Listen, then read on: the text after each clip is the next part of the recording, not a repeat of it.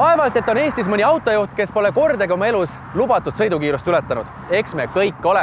Aga miks me seda teeme, sõbrad, kui me teame, et see on keelatud ja ennekõike ohtlik meile endile ja ka kaasliiklejatele? Kuidas püsida lubatud sõidukiiruse piires? Tänases liikleja saates võtame luubi alla kiiruse asulavälistel teedel.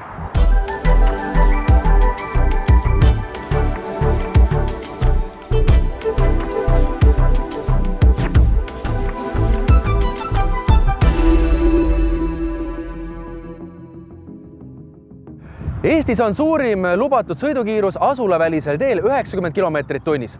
Tõsi, on ka erandeid. Suvekuudel on nõuetele vastavatel lõikudel lubatud sõita isegi kuni 120 kilomeetrit tunnis. Paljud juhid kipuvad aga asulavälisel teel patustama ja sõidavad lubatust kiiremini. Möödunud aastal toimus 1564 inimkannatanuga liiklusõnnetust, milles sai vigastada 1763 ja hukkus 55 inimest. 77% surmaga lõppenud liiklusõnnetustest juhtus asulavälistel teedel. Natuke alla poole, 44%, kõigist hukkunutega aset leidnud õnnetustest toimus just suvekuudel. Mis on liiklusõnnetuste uurimiskomisjon? Liiklusõnnetuste uurimiskomisjon on selline komisjon, mis uurib Eestimaal juhtunud ja surmaga lõppenud liiklusõnnetusi. Lisaks nüüd surmaga lõppenud liiklusõnnetustele uuritakse ka 5 või rohkema vigastatuga liiklusõnnetusi. Meie püüame selle õnnetuse uurimise käigus välja selgitada neid riskifaktoreid, mis mõjutasid siis seda, et see õnnetus juhtus või siis mõjutasid selle õnnetuse raskusastet.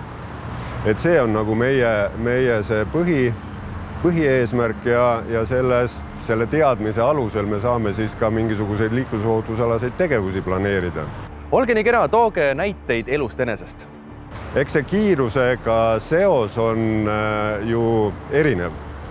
On nagu sellise väga suure kiirusega arulagedat kihutamist, julgen nii öelda.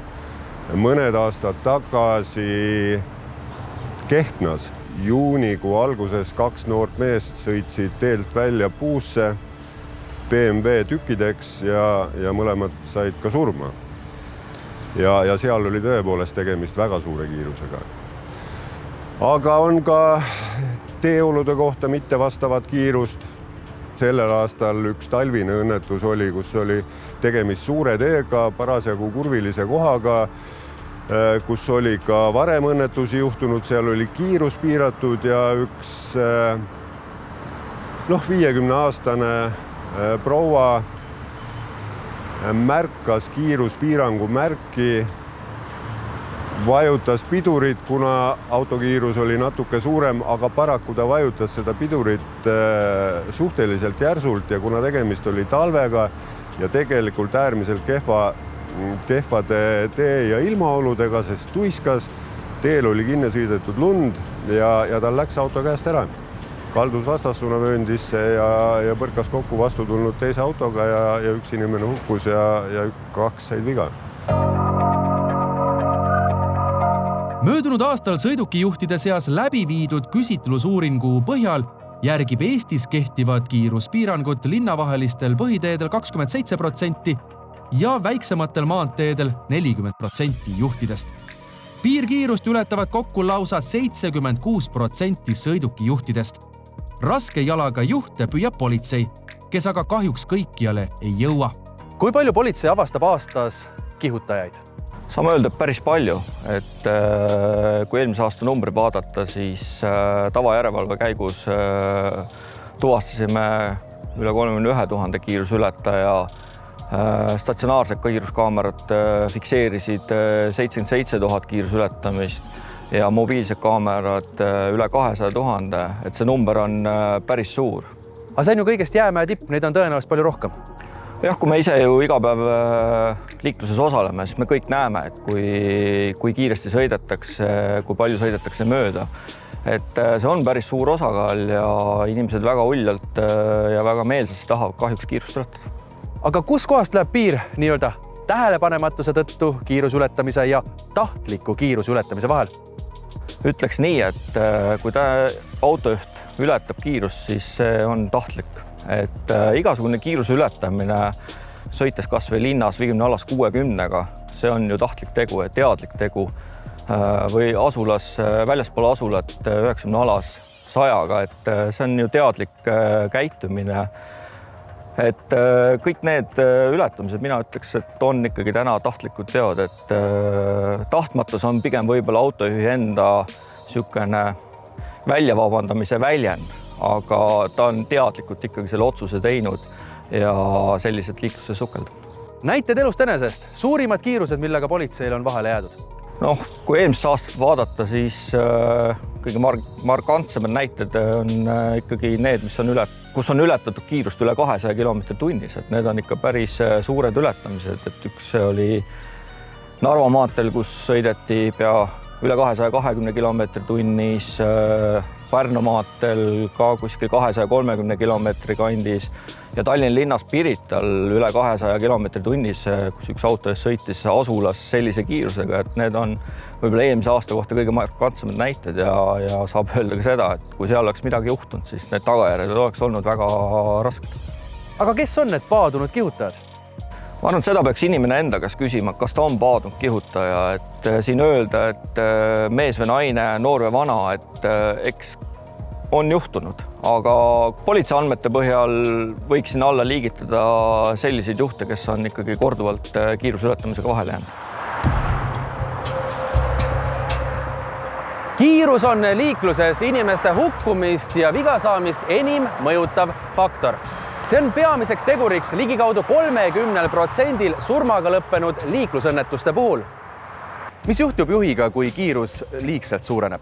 Kui nüüd kiirus kasvab, siis ju juhi vaateväli hakkab ahenema. Maa, mis tal kulub ootamatusele reageerimiseks, pikeneb. Seetõttu on seda aega, et õnnetust ära hoida, jääb liiga väheks. Ja kui tekib mingi ootamatu olukord ja siis lihtsalt ei ole enam võimalik ju sõidukit momentselt peatada. Et see on see põhiline asi.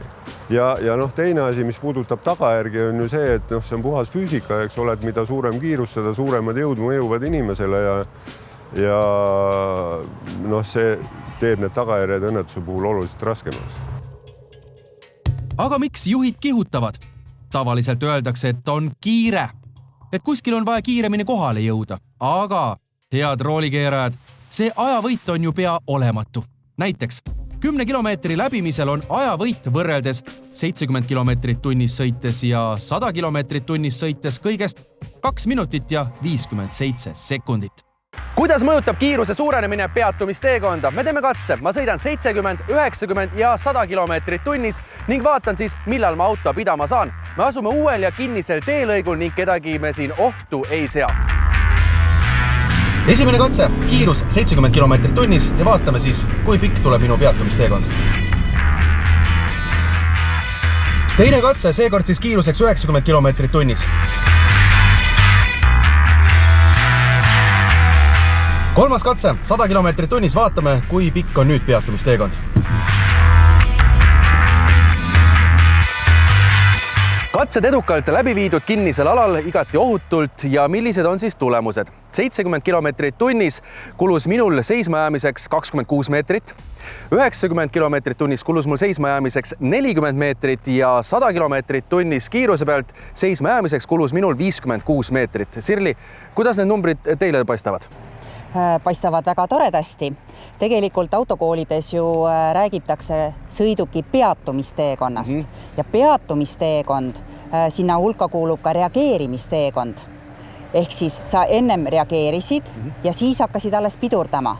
Ja kui me vaatame nüüd siit tabelis, siis tegelikult reageerimiseks kulub 70 kilomeetrilise tunnikiirusega sõitval sõidukil lausa 19 meetrit. Ehk siis tegelikult minul oli praegu tegemist nii-öelda pidurdamisteekonnaga, mitte peatumisteekonnaga, sest ma juba nägin neid torbikuid, ma teadsin, et seal ma, Jaanus, pean pidurit vajutama, aga päriselu midagi muud, tuleb ootamatult. Sa olid valmis? Ma olin valmis. Päriselus kahjuks me ei ole iga kord valmis, sest tõesti tuleb väike loomaka või ma ei tea, kellegi pall jookseb teebel ette. Ehk siis, kui nüüd ootamatus tuleb, siis reageerimiseks kulub 70 km tunni peal 19 meetrit, enne kui siis piduripedaali vajutamine hakkab. Just nii. Juhul kui sinu reageerimiskiirus on 1 sekund, aga juhid ju tegelevad kõrvaliste tegevustega, nagu me teame, krutivad raadiot, räägivad mobiiltelefoniga, siis reageerimisteekond ju pikeneb, siis ei ole enam 1 sekund. Ehk siis tõepoolest iga murdase sekund on arvel ülimalt oluline ja tõesti, et meil oli siin kinnisel alal, ma teadsin, mida ma teen. See võib-olla tundub, et mis siin nüüd nii rasket oli. Ei, tõesti 100 kilomeetrit tunnis selle pealt, kuigi see on ju hästi suur, lai, avar ala, siis mul oli isegi natukene hirmu. Ja sõbrad, kui te sõidate 90 alas 100 kilomeetrit tunnis ja mõtlete, et mis see 10 üle ikka teeb, tegelikult teeb päris palju.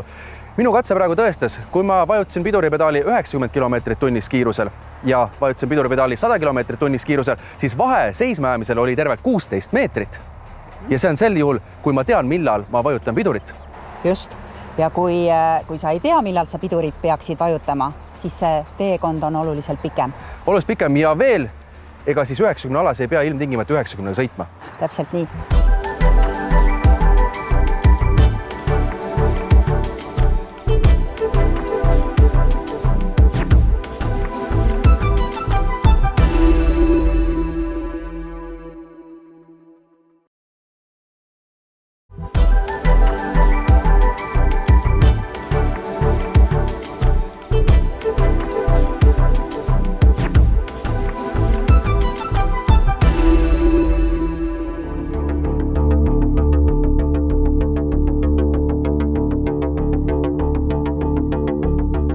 Miks kiiruse ületamine on nii ohtlik ja ajavõit seevastu jällegi väga tühine?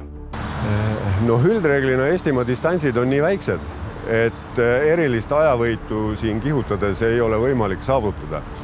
Eriti nõme on see, kui seda püütakse teha oma teekonna alguses või päris lõpus. See paratamatult satub siis juba kuskile linna lähidasse või linna. Lubatust kiirema sõiduga kaasnevad jälle need ohust, millest me rääkisime. Võimalus õnnetust vältida on oluliselt väiksem. See teekond, mis läbitakse reageerimisel, on oluliselt pikem ja ka õnnetuse tagajärjed on raskemad.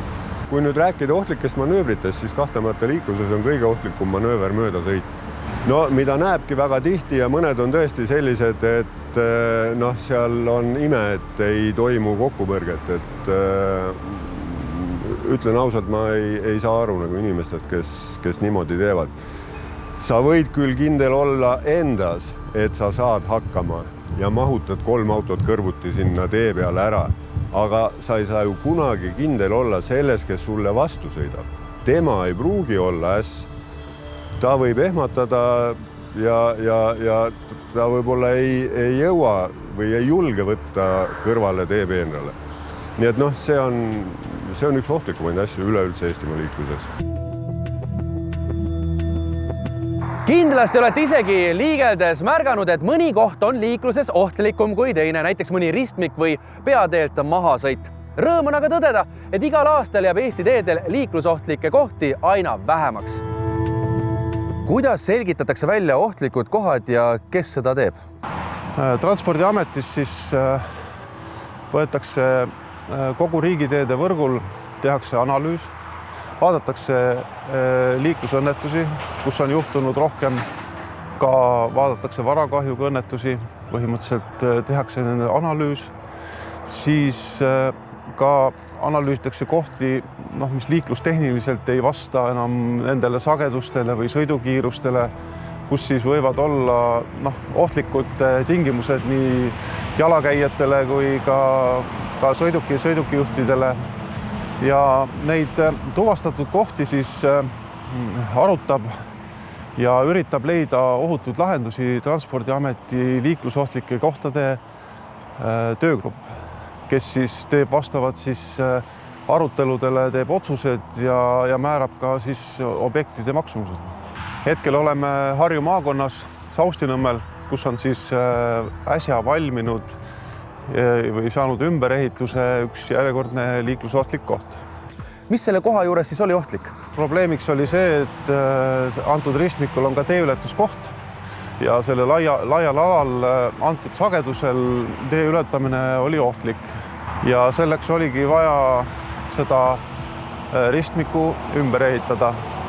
Palju neid kohti möödunud aastal siis ohutumaks tehti ja milline on tulevik? Eelmisel aastal ehitati ümber 42 liiklusohtlikku kohta ja summa suurusjärk oli 8 miljonit eurot. Käesoleval aastal on plaanis ümber ehitada 35 liiklusohtlikku kohta ja summa suurusjärgus 4,2 miljonit eurot. Et me pidime paraku seda plaani aasta esimeses pooles korrigeerima, et eesmärk oli rohkem ümber ehitada, aga üleüldine majanduslik olukord seab omad piirid paraku ja tuli korrigeerida.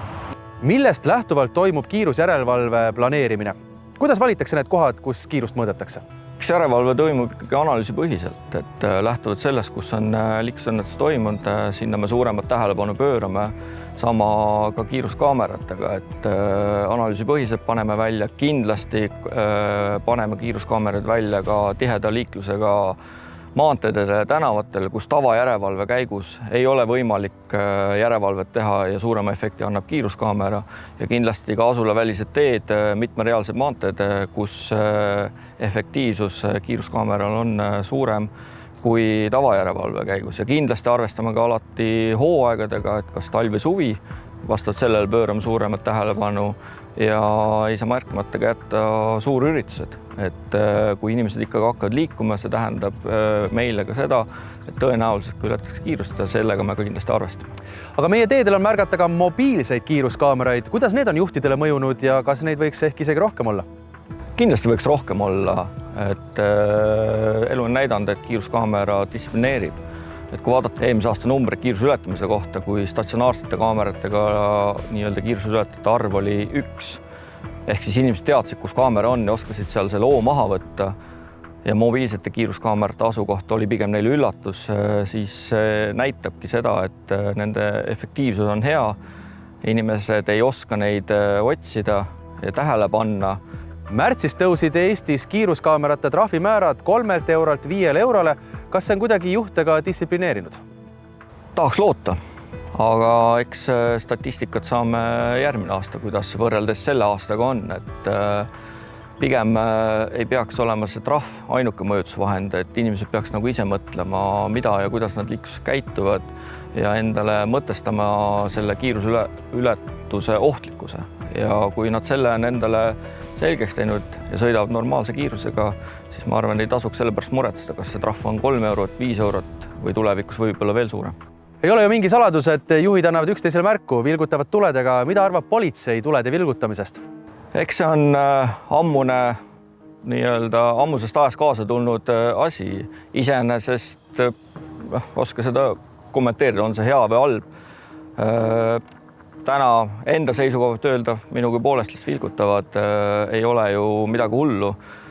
Kui see distsiplineerib autojuhti, kes seda paneb tähele, kas või hetkeks kontrollib oma kiirus, võtab oo maha, sõidab korralikult. Aga alati on ka asjal teine pool, et võib-olla antakse mingi sellisele juhile teada, kus on politsei, keda tegelikult peaks kontrollima, tuleks kontrollida ja võib-olla tuleks ka roolist eemaldada. Et alati tasub mõelda, miks seda teha ja milleks see vajalik on, et ega üks on see tulevete vilgutamine. Täna meil on ju ka äpp Waze, kus siis märgitakse üles, et ega me teeme oma tööd ikka, et minu meelest eesmärk on juba sellega täidetud, kui autojuhid liiklevad nii nagu ette nähtud ja ongi korras, et trahv ei ole oluline. Mida suurem on kiirus, seda tugevam jõud mõjub sõidukitele ja selles viibivatele inimestele liiklusõnnetuse ajal. Kokkupõrge kiirusel 50 km tunnis on võrdne kukkumisega 4. korruselt. Kokkupõrge kiirusel 100 km tunnis on aga võrdne kukkumisega 14. korruselt. Mis paneks autojuhtidele mõistuse pähe, et nad ei kihutaks, see on raske küsimus, sellele ei oskagi vastata. Aga ma olen siiski mõningal määral optimist ja usun, et eks need hoiakud tasapisi muutuvad. See võtab küll aega, see võtab ilmselt natuke rohkem aega kui turvavööga harjumine. Et kunagi meil oli ka ju tegelikult see, et vaadati seda inimest, kes turvavöö kinni pani, seda vaadati nagu jobu ju. Aga praegu on pigem vastupidi. Aga nüüd, kui kiiruse juurde tulla, siis ma olen nagu seda meelt, et küllap me harjume ka kolonnis sõitma, sest liiklus läheb üha tihedamaks ja puhtfüüsiliselt ei ole enam võimalik ka neid ohtlikke möödasõite teha, sest liiklussagedus on nii suur. Seni veel häid märke väga ei ole, sest need samad uuringud, mis ütlesid, et 3/4 meie juhtidest ületavad lubatud sõidukiirust, neid on tehtud läbi aastate ja tegelikult see muutus paremuse poole on ka sihuke väga väike veel. Aga ma usun, et ajaga see asi paraneb. Kas kaasliiklejad üldse saavad kuidagi takistada kihutamist? Kõige lihtsam on informeerida kihutajast politseid. Seda võib teha kaassõitja, roolis olles telefoni näppida ei tasu, aga ega muid variante eriti ei ole. Kui sa näed, et keegi tuleb vastu ja kihutab, võid ju ka tulesid vilgutada, eks ole. Võib-olla nagu võtab mõistuse pähe, aga mitte mingil juhul ei tohi hakata nagu, kuidas seda öeldakse, siis talle kohta kätte näitama, sest see liikluses võib lõppeda väga raske õnnetusega.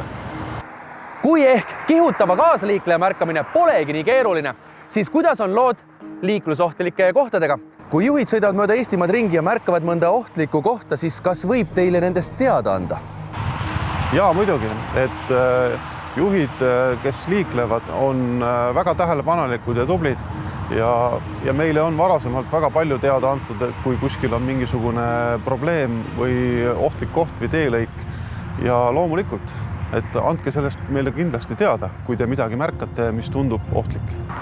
Head sõbrad, kõik algab ju ikkagi meist endist. Olgem siis eeskujulikud oma lähedastele ja teistele kaasaliiklejatele ja ärme kihuta. Need üksikud võidetud minutid ei ole seda kõike kihutamist väärt. Tähtis on ju tervena kohale jõuda. Ja kui nüüd mõni raskema jalaga liikleja mõtleb, et kuidas küll saaks seda kihutamist vältida, ma annan lõpetuseks veel mõned näpunäited. Jälgi oma spidomeetrit.